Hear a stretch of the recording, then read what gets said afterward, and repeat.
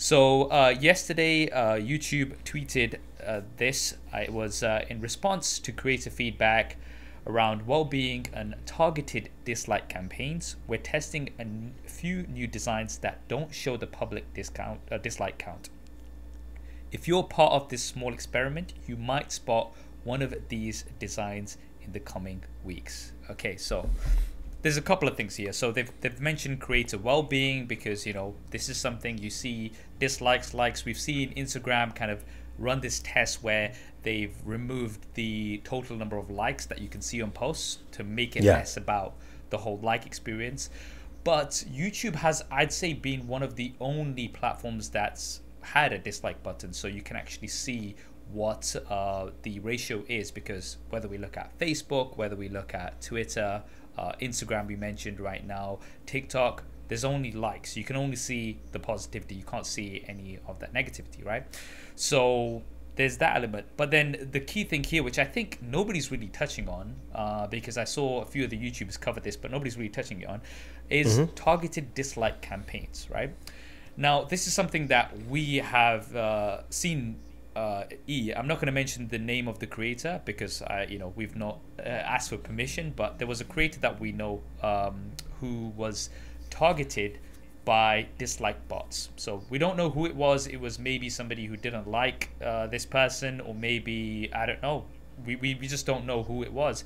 But essentially, when this creator would ever upload a video onto YouTube, immediately within minutes they'd get thousands of dislikes, right? Yeah, in about 10 minutes max. Well, yeah, within 10 minutes you'd get thousands of dislikes. Now this completely destroys a video because a viewer comes onto a video, they see that it's got thousands of dislikes, only a few hundred likes, they think maybe it's a clickbait video, maybe it's a video that's irrelevant, and they won't watch it, and then they switch off. Now, I want to emphasize here that when it comes to situations like this, YouTube are absolutely useless, right? Individual situations like this, they will not do absolutely anything. They are completely and utterly useless. So I want to make a point of this because, I've had situations as well where I've kind of contacted them for something, and they will not do anything about this, right? So when it comes to individual situations like this, it's impossible to actually do something as a creator. Now you can disable the likes and dislikes, but that actually makes, if you go onto a video that has likes and dislikes disabled, what does that tell you? Like, that tells you that why have they switched it off? Maybe they can't handle the heat. Yeah, exactly. So again, that's negative. Now the other element that I also want to mention is that if you go into Google right now and you search for buy dislikes YouTube, you get hundreds, if not thousands of results how to easily buy dislikes or likes for a video, right? This exists on YouTube's own bloody platform. It's so easy to actually go and do this. I mean, I'm sorry, but it's not rocket science to, remove these search results, which are obviously malicious, right? But they don't do this, right? So now obviously they're trying to do something, but there's been a big backlash from a lot of creators saying, no, this actually helps a lot to see if a video is actually good or not, right? And by removing this, you're actually taking away from this element. So now obviously it's still a test, it's not black and white, but this is what's kind of going on. So obviously I've spat out a lot of, I've gone off on a bit of a rant on here. E, what are your thoughts on this so far? The first thing I would say is kudos for YouTube for sharing this out there. We've always talked about them trying to do more stuff on the platform. And here's something that I'm going to touch on really quick before I continue, is that they had to share this information on Twitter. They couldn't share it on their own platform. Something is wrong there. Just put it that way. It is something is wrong there, because I didn't know about this until you sent me the tweet. And I wouldn't have known it unless it was put on Twitter. So that's beside the point. One thing though I will say though is, like, when I saw that, and for me personally, I was like, cool. The reason why is that a Clubhouse, one of the YouTube guys who joined one of our rooms, says for the algorithm itself, likes and dislikes do not even factor in that much. He doesn't say it doesn't factor at all, but he said, like, you shouldn't worry yourself about it. It's not a priority. Watch time, obviously, and things like that are a priority. But like you said, human nature causes it to be a priority, because once you see the amount of dislikes, then you go, I'm not watching that video. Or you might even add to the dislikes subconsciously just because you're already going with a bias into the video. Crowd mentality. Exactly. So I can see why they're thinking, you know what, let's just hide it. It's still, that data will still come in a sense, but it's not going to even actually function to the video, so it really doesn't matter. To me, there is no happy balance here because the parent company, Google, will not stop the ability to buy, at least look for the platforms to buy dislikes, because the mentality there is, for a business, you must allow people to buy likes and must allow people to buy dislikes. Like, you must have no. I mean, that's so likes and dislikes are a form of organic engagement. As soon as you buy these, it's I can't use the word illegal, but it goes against the terms of YouTube, right? Buying, because it's not actual engagement. Yeah, it goes in terms of YouTube. Has nothing to do with Google. Yeah, but Google is part of YouTube, right? Doesn't matter. If there's something that's illegal or if there's something that's malicious, right?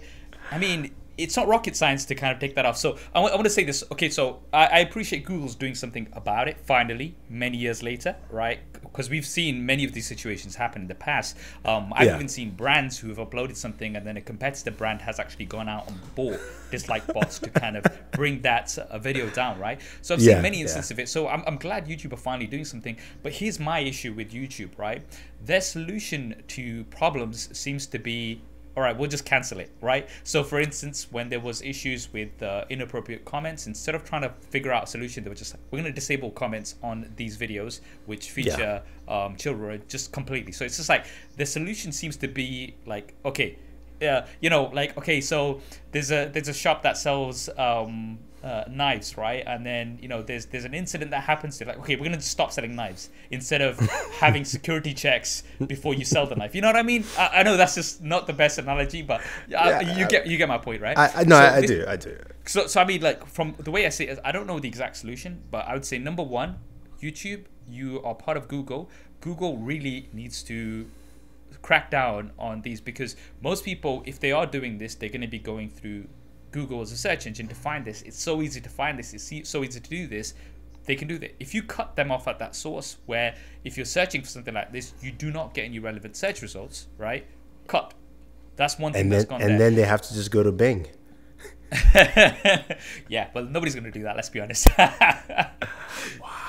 No offense to pick. Anyway, but the other thing as well, a few people are mentioning, is maybe kind of, you've got this algorithm, maybe kind of see if you see any malicious activity. Maybe you see a bunch of dislikes coming from a particular area which doesn't seem right. Maybe you're seeing people disliking a video before even watching a few seconds of it. I mean, there's a balance that's the answer there. The answer is very simple. You create an algorithm that looks, and its job is to look at malicious attacks on channels.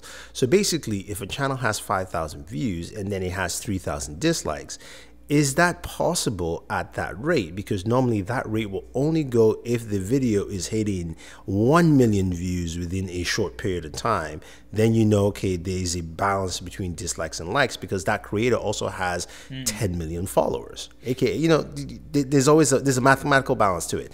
And it's basically creating an algorithm that is built to tackle that, and then using that as a case study and example to say, okay, has it done its job? Has it done its job? It's not enforcing, it's just letting you know where things are, because then you can either humanly enforce, or then you can actually automatically enforce after you've done it, as opposed to just saying, let's just take it out. You make algorithms for a living, you might as well do it. Exactly. I mean, so as I said, I'm glad that they're addressing this issue. I think that something needs to be done for sure about it.